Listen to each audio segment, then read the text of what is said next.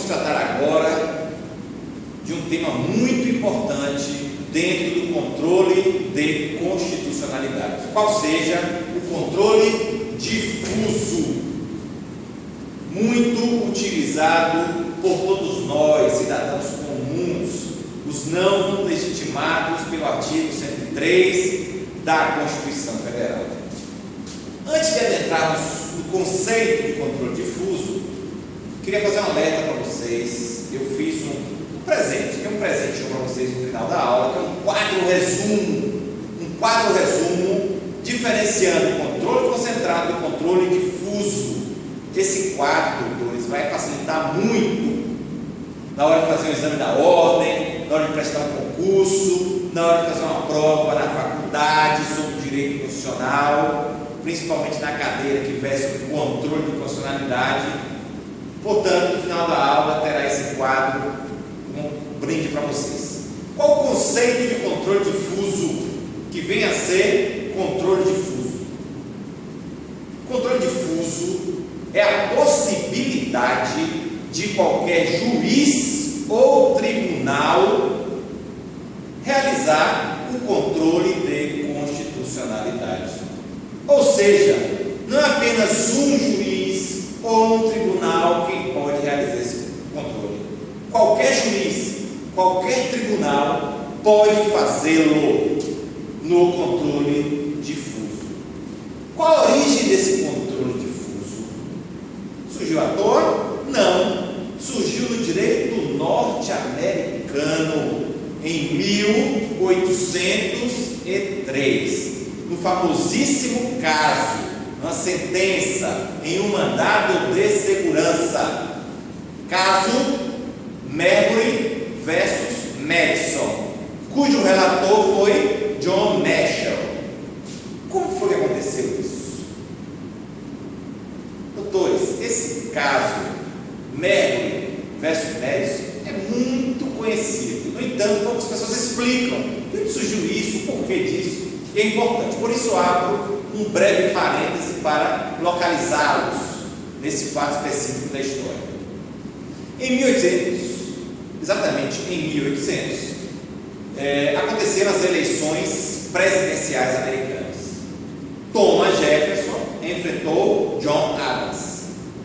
Thomas Jefferson ganhou, isso em 1800. Como John Adams perdeu, ele queria se manter no poder, de alguma forma continuar com seus braços no poder. E por isso, John Adams, antes de entregar o cargo presidencial a Thomas Jefferson, nomeou diversos juízes, e um deles, um juiz de paz chamado Marbury. No entanto, da eleição para a posse de Thomas Jefferson, demorou pouco tempo, como acontece no Brasil hoje. A eleição acontece em outubro, em janeiro, no mês de janeiro já toma posse, é pouco tempo. E não deu tempo de Marbury ser nomeado juiz de paz. O que aconteceu? Thomas Jefferson assumiu a presidência da República, nomeou como seu secretário de Justiça Madison e disse para Madison: não nomeie mais esse rapaz não, nada de Marbury aqui como juiz de paz, porque isso é ideia de John Adams. Por causa disso, Madison não nomeou Marbury juiz de paz. O que Marbury fez? Mandado de segurança perante a Suprema Corte Americana. Qual juiz que julgou? John Marshall. E ele julgou de que forma? A lei que autoriza, que dá a competência à Suprema Corte Americana a julgar mandado de segurança é uma lei inconstitucional.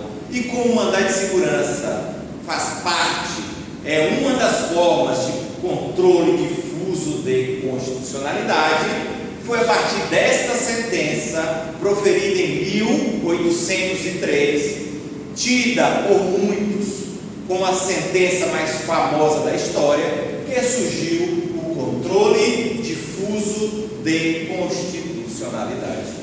E no Brasil, qual a origem desse controle no Brasil? O controle difuso no Brasil surgiu na Constituição de 1891, a primeira Constituição da República. Quais são os legitimados do controle difuso? Doutores, a legitimação no controle difuso é amplíssima. Toda e qualquer pessoa está legitimada para propor judicialmente um controle difuso de constitucionalidade. Razão pela qual a competência também é ampla.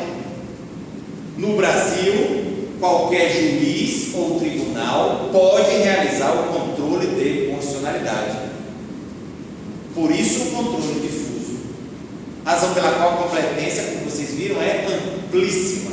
É por isso que no Brasil, se uma determinada norma trabalhista recém-editada pelo Congresso Nacional ou por uma medida provisória da Presidência da República for inconstitucional, o trabalhador pode fazer o controle difuso, pedir ao juiz que, no seu caso concreto, essa norma não seja utilizada por ser inconstitucional. Do mesmo jeito, na Justiça Federal, vocês sabem que os servidores públicos federais, se quiserem fazer greve, o diretor do foro, por exemplo, daquela comarca, daquela seção judiciária, resolveu, se fizerem greve, corta o ponto de todo mundo, ainda que respeitem o mínimo de profissionais, de servidores trabalhando naquela área. O que os servidores podem fazer? Cada um individualmente podem ingressar com o controle difuso, impetrar um mandado de segurança dizendo: a atitude deste diretor do foro é uma atitude inconstitucional, razão pela qual eu peço para você, Poder Judiciário, que permita a minha greve, permita o exercício do meu direito de greve. Imaginemos outro caso, para a competência da Justiça Federal, uma questão de constitucionalidade. Você embarca num cruzeiro, como vocês sabem, a competência para julgar crimes cometidos a bordo de cruzeiro, de navios no Brasil e cruzeiros internacionais fazem parte do conceito de navio, é do juiz federal. Aí você está lá, numa boa, no seu cruzeiro. Quando você vai para um determinado restaurante, nesse restaurante chega o médico e diz: olha, aqui não, você é negro, você é nordestino, você é paulista, você é índio, você é mulato, você é chinês, e aqui você não pode comer, porque não permite pessoas de sua espécie. Que crime é esse? Crime de racismo. Por que racismo? Porque ele não proibiu somente você. Se fosse somente você, seria injúria racial. Mas ele proibiu que todo e qualquer negro, todo e qualquer judeu, todo e qualquer índio, todo e qualquer mulato não pudesse comer naquele local. Razão pela qual não é injúria racial, e sim racismo. Quem vai julgar esse crime? O juiz federal, porque foi cometido a bordo de um cruzeiro, e cruzeiro se enquadra perfeitamente na concepção de navio. E vamos lá, e se determinada lei surgir agora, dizendo que a pessoa que fizer churrasco na casa dela, a própria pessoa comete um crime de abuso ao vizinho, que fica chegando aquela fumaça de churrasco, de carne queimada. Imagina isso. Uma lei flagrantemente inconstitucional. O que você vai pedir? Vai pedir um juiz de direito, porque é o juiz de direito que é competente para julgar essa matéria, que permita que você continue realizando o seu churrasco, porque essa lei é inconstitucional. Inconstitucional por que motivo? Porque fere o seu direito a lazer, seu direito ao lazer, seu direito à família, porque todos sabem que o churrasco agrega, dos familiares e utilize ao seu direito, ao princípio da dignidade da pessoa humana que está sendo ferido por essa norma, etc. e tal. Utilize todos os argumentos para pedir a liberação do seu churrasco. Características do controle difuso. Quais são as características? Primeiro, o controle repressivo. Nós estudamos na última aula, na introdução ao controle de constitucionalidade, cujo vídeo já está disponível gratuitamente na internet, que existem sistemas de controle. E quais são os sistemas? Tem o controle repressivo e o controle preventivo. Estudamos isso na aula anterior. O controle difuso é o controle repressivo, ou seja, a lei ou o ato normativo já se encontra em vigor. Não é apenas e somente um projeto de lei, já é uma lei em vigor, com eficácia plena. Por isso é o controle repressivo. E mais, o controle difuso é o controle incidental. Não é um controle principal, é um controle incidental. E o que vem a ser isso, pelo amor de Deus? O que é controle incidental? Porque falando vagamente, teoricamente, controle incidental, ficaremos nós todos à deriva, perdidos. O que é controle incidental? Controle incidental é o oposto do controle principal. Quando você quer algo em juízo, esse algo que você busca em juízo é o controle principal. É a análise do juiz. Ele vai dizer: você tem razão, eu lhe concedo. Você não tem razão, julgo sua ação improcedente. E o que é o controle incidental? É a causa de pedido. No exemplo do churrasco, quando eu fui pedir ao juiz de direito para liberar o meu churrasco, seja na segunda-feira, seja no final de semana, seja no dia que eu quiser, eu utilizei a questão da inconstitucionalidade da norma como causa de pedir, o motivo, o porquê de eu estar indo a juízo pleitear algo. E qual era o meu pedido? A liberação do meu churrasco. Era isso que me interessava. A simples declaração da inconstitucionalidade da lei, para mim, pouco importava. O que me interessava realmente é eu poder reunir meus filhos, meus amigos, meus parentes, no final de semana, e fazer meu churrasquinho, que não faz mal para ninguém. É isso que me interessava. Por isso, o controle principal é feito no pedido. O juiz analisa o pedido e julga o pedido. O controle incidental é na causa de pedir. É o motivo, a razão pela qual você está indo a juízo pleitear algo, pleitear o direito seu que está sendo violado. Vamos ver alguns exemplos práticos. Com exemplos práticos vai ficar mais fácil vocês perceberem como funciona o controle difuso. Partamos do pressuposto que você mora em uma cidade em que o aumento do IPTU foi muito, vertiginosamente grande. Exemplo, em Salvador, assim como me parece que em Florianópolis, em São Paulo, o IPTU subiu, melhor dizendo, demasiadamente. E aí, o que você faz? Você ajoelha e chora? Ou não? Você busca o seu direito em juízo? Certamente você me dirá: eu buscarei o meu direito em juízo, pois essa norma que levou o meu IPTU de forma vertiginosa é flagrantemente inconstitucional. O que você faz? Você entra com processo.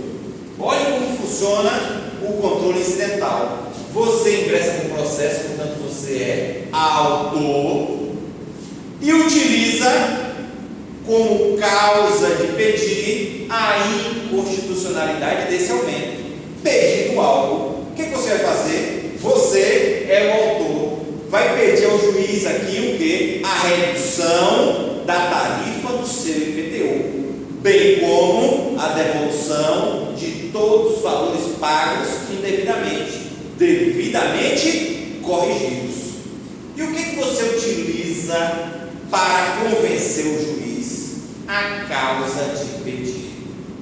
Doutores, vocês sabem, não existe pedido sem causa de pedir. Não existe causa de pedir sem pedido, sob pena de sua petição inicial ser considerada inepta. Você não pode chegar, bater as portas do Poder Judiciário e dizer: Poder Judiciário, determine que a Prefeitura de Salvador, de Florianópolis, de São Paulo, reduza o meu IPTU. Porque senão o juiz vai dizer: você está louco? Pirou? Cadê o motivo? Cadê a razão? Onde está a causa de pedir? É por isso que você tem que pedir, mas você tem que motivar, dizer o porquê, o motivo de você estar indo pleitear algo em juízo.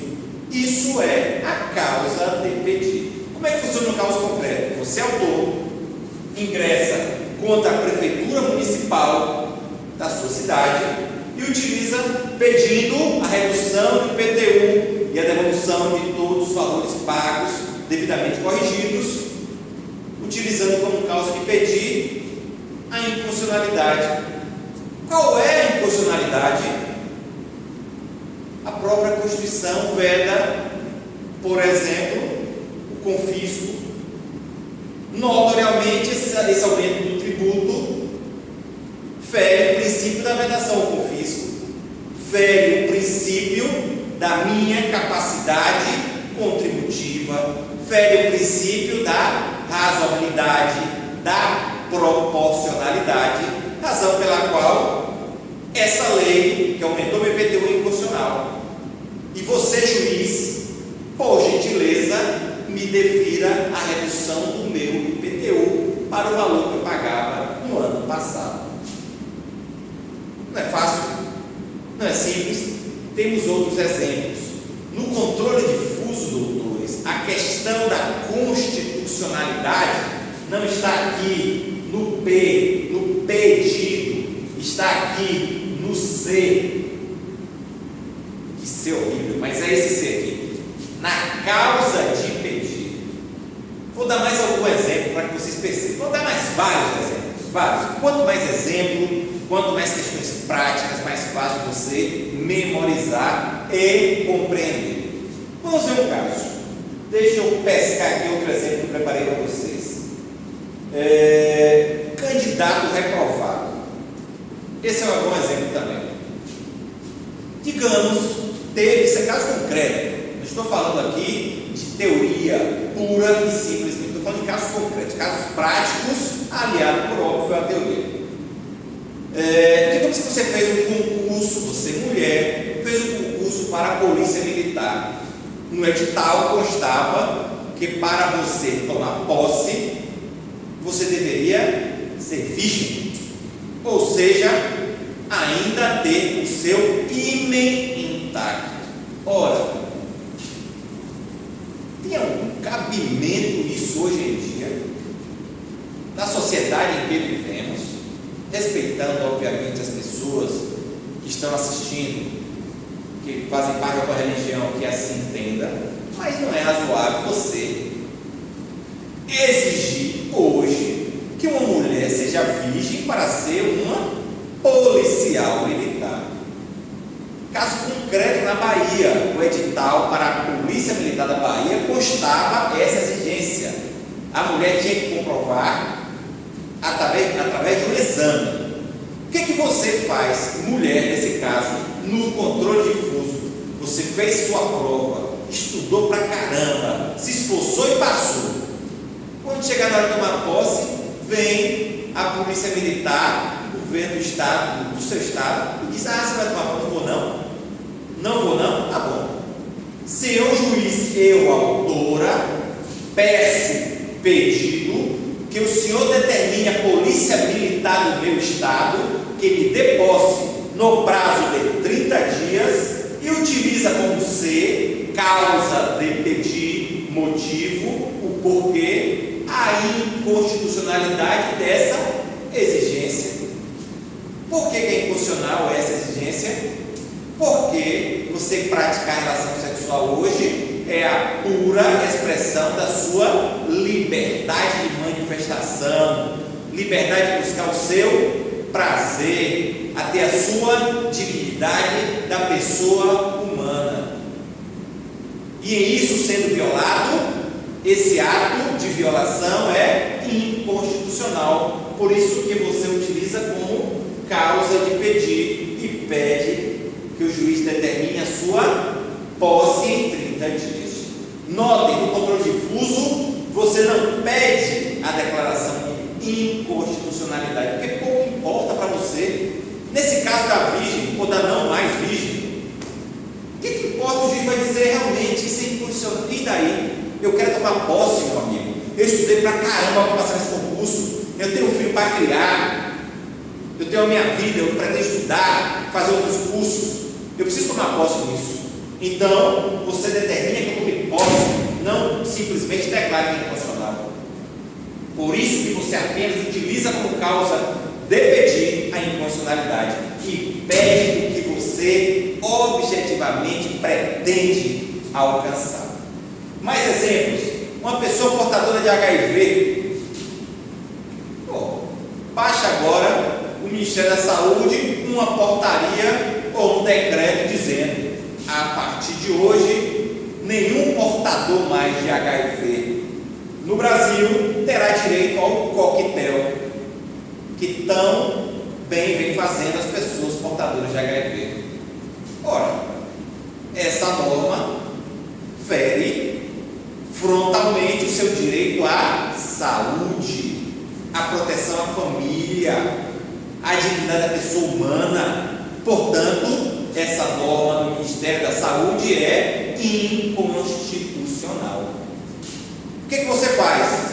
Portador de HIV, você entra com ação, autor, utiliza como causa de pedir a inconstitucionalidade da norma do Ministério da Saúde, já disse os motivos, e pede o quê? Pede que o governo federal, por meio do Ministério da Saúde, seja obrigado a fornecer o coquetel para o tratamento da AIDS no prazo de 2 dias, ou de 1 dia, ou de 10 dias, sob pena de multa diária, a famosa astrente, compelindo o governo federal a uma obrigação de fazer. Não vai me dar o coquetel não? Tá bom. Multa diária de R$10.000 a cada dia que a pessoa portadora ficar sem o coquetel, R$10.000 de multa. Vamos ver outro exemplo. Outro exemplo. Bacana esse exemplo também. Digamos, tem um exemplo aqui de outro caso real que aconteceu. Algumas pessoas formadas em direito, bacharéis em direito, de um determinado estado da federação, ingressaram com uma ação judicial solicitando que o juiz determinasse que a OAB daquele estado permitisse que esses bacharéis, mesmo sem conseguirem a aprovação do exame da ordem, advogassem naquele estado. Dizendo o quê? O que eles pediram? Autores, esses bacharéis em direito, pediram a liberação da advocacia, utilizando como causa de pedir a inconstitucionalidade da exigência do exame da ordem. Sim, mas cadê o motivo? Por que é inconstitucional? O que eles alegaram? É inconstitucional porque o artigo 5º da Constituição Federal permite o livre exercício de qualquer ofício ou profissão nos termos da lei. Qual o problema para eles? Por que eles perderam? Porque esse dispositivo constitucional é uma norma constitucional de eficácia contida. Que é isso? A norma existe, tem eficácia imediata e plena. No entanto, lei posterior poderá restringir esse direito. E assim foi feito. Surgiu, após a Constituição Federal, o Estatuto da OAB, que exigiu que para o exercício da advocacia no Brasil, a pessoa fizesse o exame da ordem, fosse aprovado e se inscrevesse na ordem. Por isso eles perderam essa demanda. Para finalizar, um exemplo também prático, para vocês lembrarem.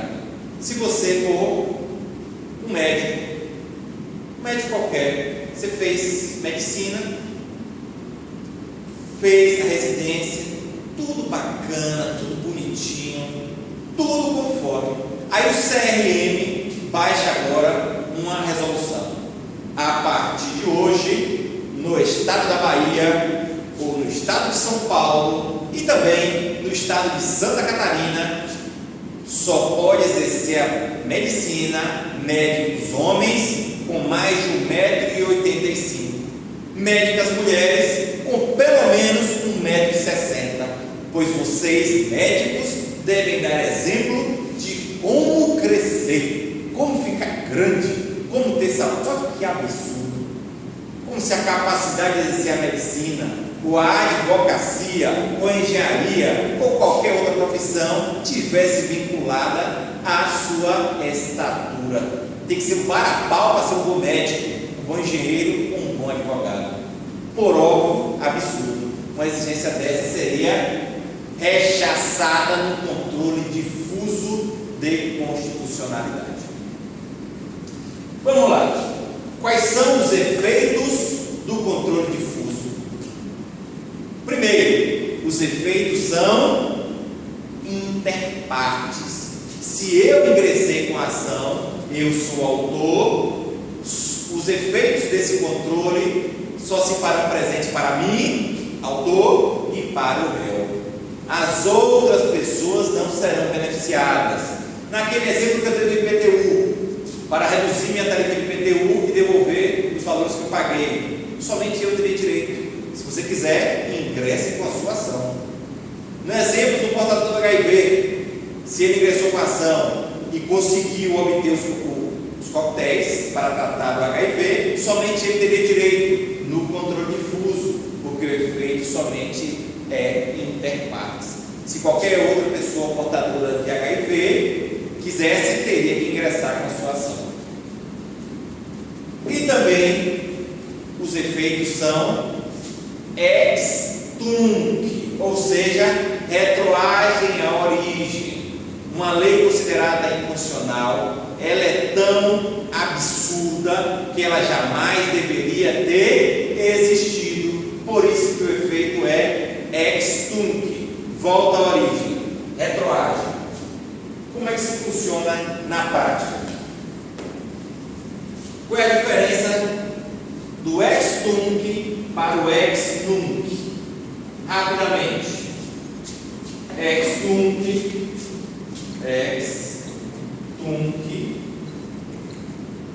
é uma palavra em latim que significa desde então, desde a origem, enquanto ex nunc significa desde agora, ou seja, a partir da decisão em diante, sem efeitos retroativos. Os efeitos no controle difuso são ex tunc, retroagem.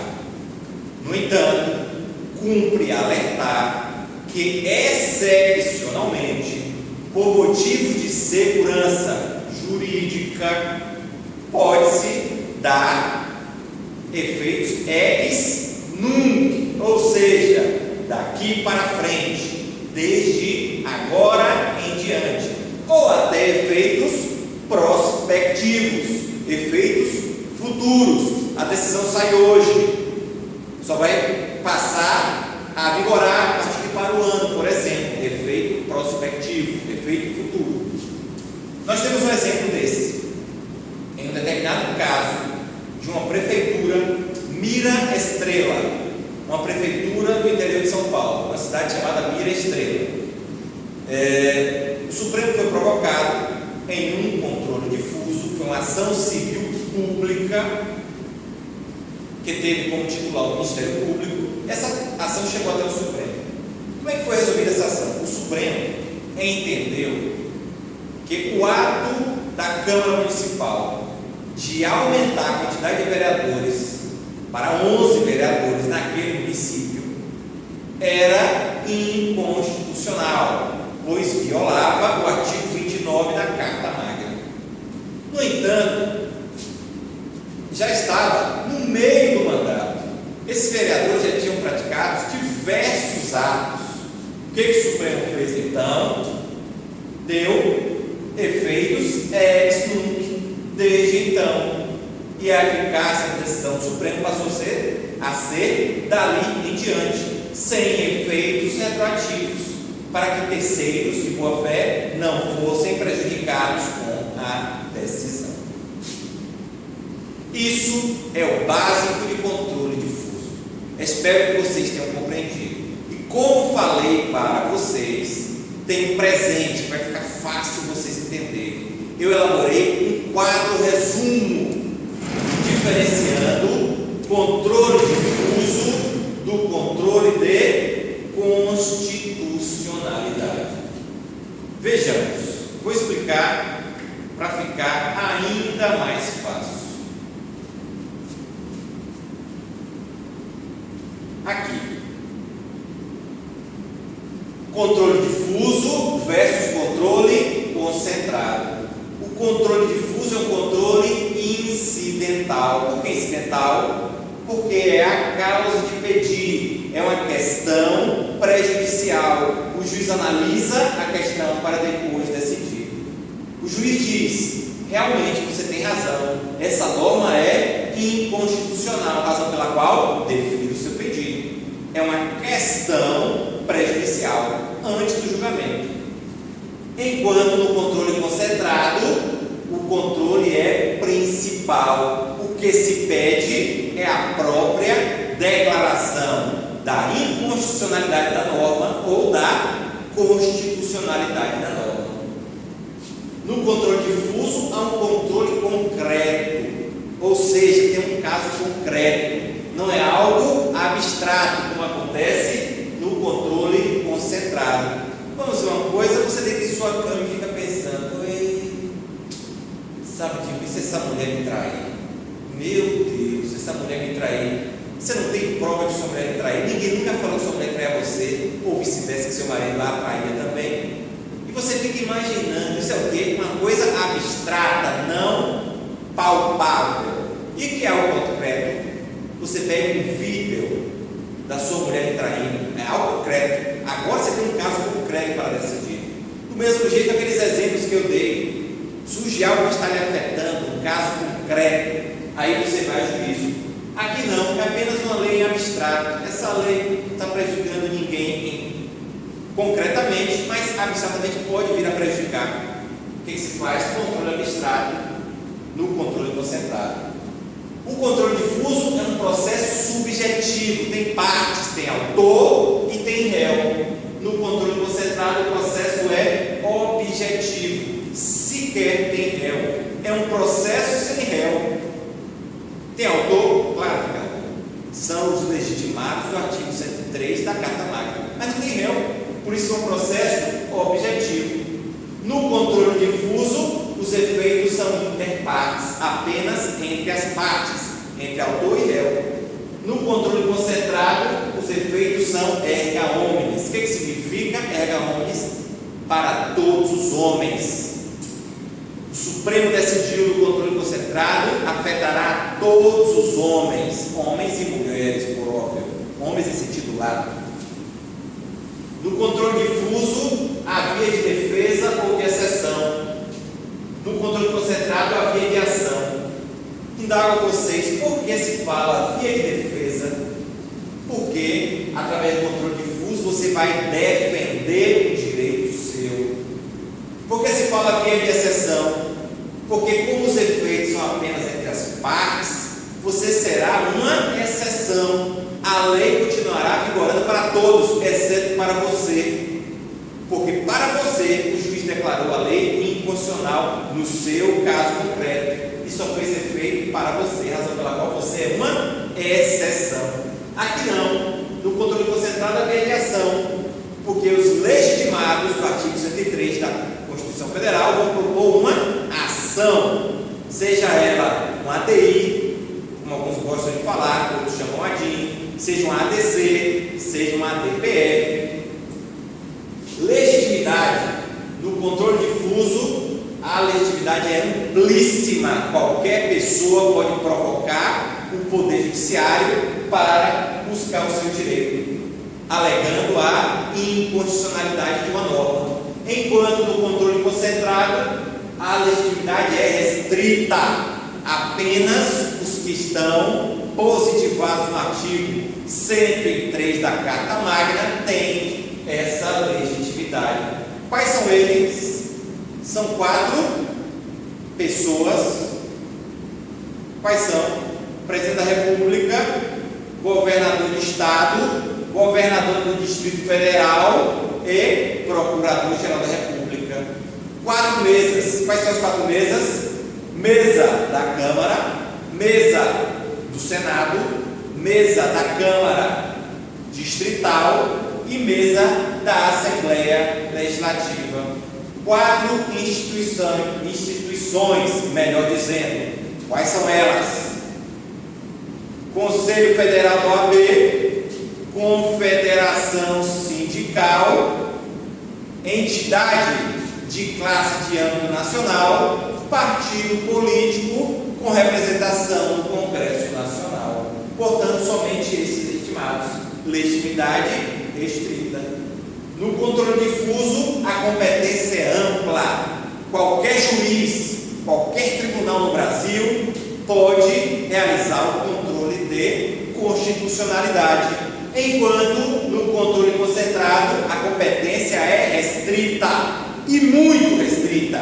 Apenas o Supremo Tribunal Federal, mais conhecido como STF, é competente para fazer o controle concentrado de constitucionalidade. Com isso, terminamos a aula de controle difuso e na próxima aula veremos controle concentrado espécie por espécie. Valeu!